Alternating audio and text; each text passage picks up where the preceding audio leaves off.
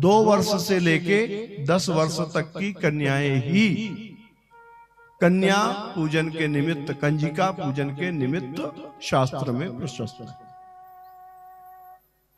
और प्रत्येक 2 वर्ष की, 3 वर्ष की, 4 वर्ष की, यदि संभव हो तो क्रम से,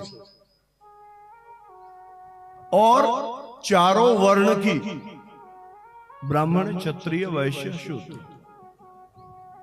तो पहली बात तो कन्या भोजन कराने के लिए कन्याओं की व्यवस्था करना इतना सहज नहीं। पता करना पड़ेगा कौन 2 वर्ष की है, कौन 3 की है, कौन 4 की है, अधिकतम 10 तक। उन कन्याओं को में ये भी देखना पड़ेगा कि वो जो 9 कन्याएं हैं वो चारों वर्णों से आए। फिर साथ में एक लंगूर भी चाहिए, और उसकी अवस्था भी 8 वर्ष से ऊपर न हो। जब ऐसी कन्या आपको मिल जाए, उनको एक दिन पहले सादर निमंत्रण दीजिए, फिर उनको बुलाने जाइए। जब आपके घर पधारे, उचित आसन पे उन्हें विराजिए, उनका पाद प्रक्षालन कीजिए, उनका श्रृंगार कीजिए, जो भी जैसा भी करना है। तदुपरांत बड़े भाव के साथ उन्हें साक्षात मां जगदम्बा नवदुर्गा के 9 स्वरूप मान के और उनको बड़े आदर से भोग लगाइए। कन्या भोजन में कभी भी नमक मिश्रित सामान नहीं दीजिए। नमक वर्जित, केवल मधुर। कन्या भोजन में नमक वाली सब्जी, नमक के पदार्थ पूर्णतया वर्जित। भोजन के उपरांत उन्हें आचमन कराइए, एक स्थान पर विराजवा के उन्हें पान और दक्षिणा दीजिए, और फिर उनकी परिक्रमा कीजिए,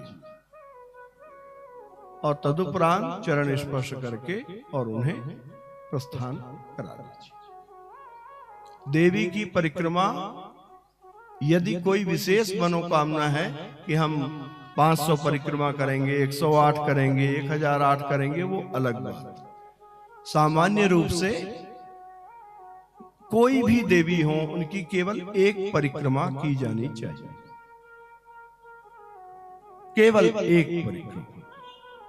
3, 5, 7, 9 ऐसा। हाँ, यदि आपने कोई मान्यता की है, कुछ ऐसा है, तो वो अलग बात। सामान्य रूप से किसी भी देवी की आपको केवल और केवल एक परिक्रमा करनी। ये सामान्य कन्या के पूजन का विधान है।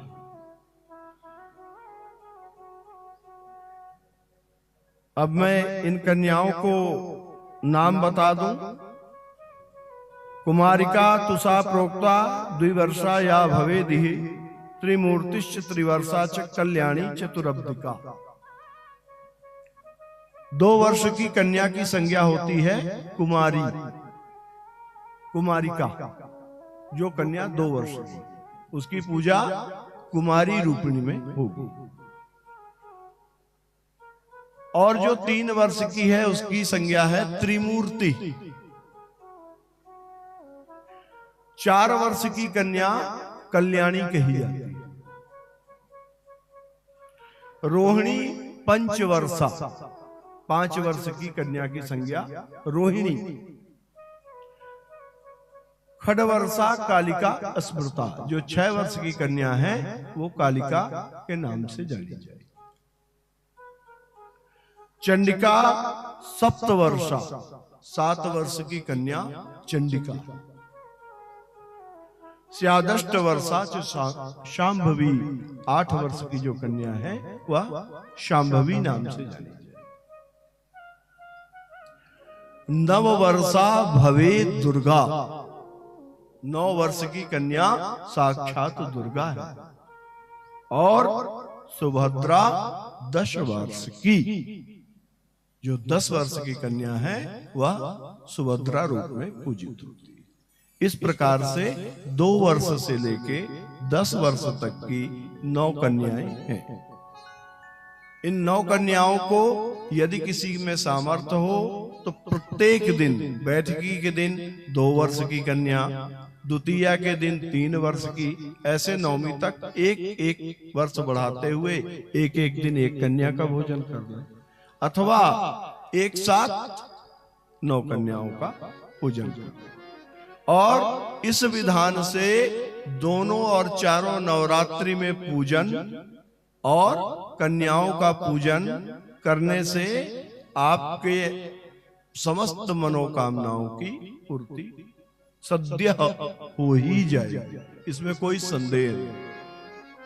हाँ, माँ जगदम्बा के हवन है ना, वो भी एक बची जा रही ना।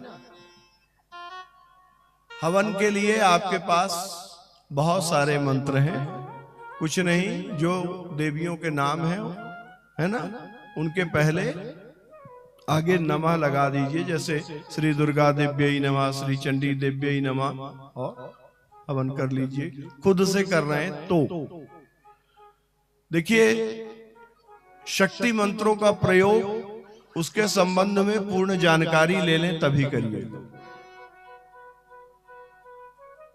जो शक्ति मंत्र होते हैं विशिष्ट, नवाण मंत्र इत्यादि, इनके लिए योग्य गुरु की आवश्यकता होती। वे योग्य गुरु ही आपको बता पाएंगे इनका प्रयोग कैसे और किस विधान से करना। इस बात को ऐसे जान लें कि कहने को ये बहुत छोटे से मंत्र होते हैं, लेकिन ये एटम बम की तरह होते हैं। तो उनका प्रयोग करने से पहले किसी योग्य जानकार व्यक्ति से सम्यक विधान पूछ लीजिए, तब मंत्रों का प्रयोग करिए। आजकल YouTube में बहुत ज्ञान आ रहा है ना, ऐसे ऐसे कुंजिका स्तोत्र दिए जा रहे हैं जो सर्वथा गोपनीय हैं, वो YouTube में प्रसारित किए जा रहे हैं। बहुत से ऐसे मंत्र बताए जा रहे हैं और कुछ अलग साइटों में है, मैं जानबूझ के उनका नाम नहीं लूंगा, क्योंकि मैं उन साइटों के बारे में बताऊंगा तो जो नहीं जानते वो भी सर्च करेंगे। अच्छा यही है कि ना सर्च करें। और उनमें बहुत सी ऐसे उटपटांग कार्यों के लिए मंत्र तंत्र बताए गए हैं और लोग बिना जाने समझे उनका प्रयोग कर बैठते। दूसरे का नुकसान हो ना हो, ऐसे गलत प्रयोग करने वाले का तो निश्चित हो जाएगा। सामान्य पूजन करिए, जैसे बाकी सब देवताओं का आप पूजन करते हैं उस विधान से करिए। यदि आपको कोई विशेष सिद्धि या साधना करनी है, उसके लिए योग्य गुरु ढूंढिए, उनसे दीक्षा लीजिए, उनसे विधि पूछिए, तब करिए। YouTube और ये यहाँ वहां सुन के मत करिएगा। हाँ, जैसा मैंने बताया वो पूजन करने में आपको कोई दोष नहीं। माँ जगदम्बा के हवन यदि करने हैं तो जो हवन कुंड बनाइए वो त्रिकोणाकृति हो, त्रिभुज के जैसा त्रिकोणा हो। त्रिकोण आकार के हवन कुंड में किया गया हवन ही माँ जगदम्बा के द्वारा ग्राह्य है, अन्यथा नहीं। ठीक वैसे ही जैसे बजरंगबली के यहाँ अब इतना प्रचार हो गया सोशल मीडिया के माध्यम से कि शनिवार और मंगलवार को तो हर मंदिर में 2-4 कुंटल लड्डू और 10-20 बोरे नारियल चढ़ता है। लेकिन ईमानदारी की बात बताऊं, बजरंगबली ग्रहण एको नहीं करते। क्यों? क्योंकि जिस चीज में राम नहीं वो हमारे पवन पुत्र स्वीकार नहीं करते।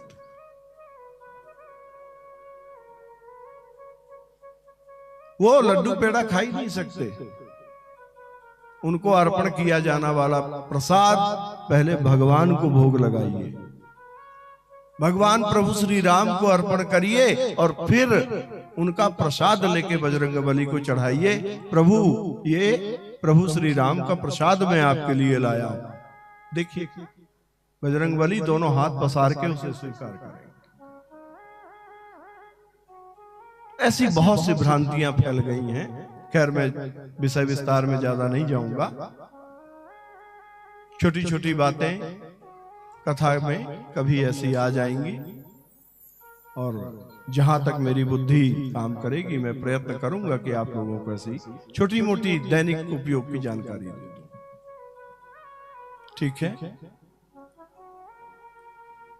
अब ये ज्ञान मैं नहीं दे रहा हूं आपको, भूल मत जाइएगा। पंडित जी बड़ी अच्छी विधि बता रहे हैं।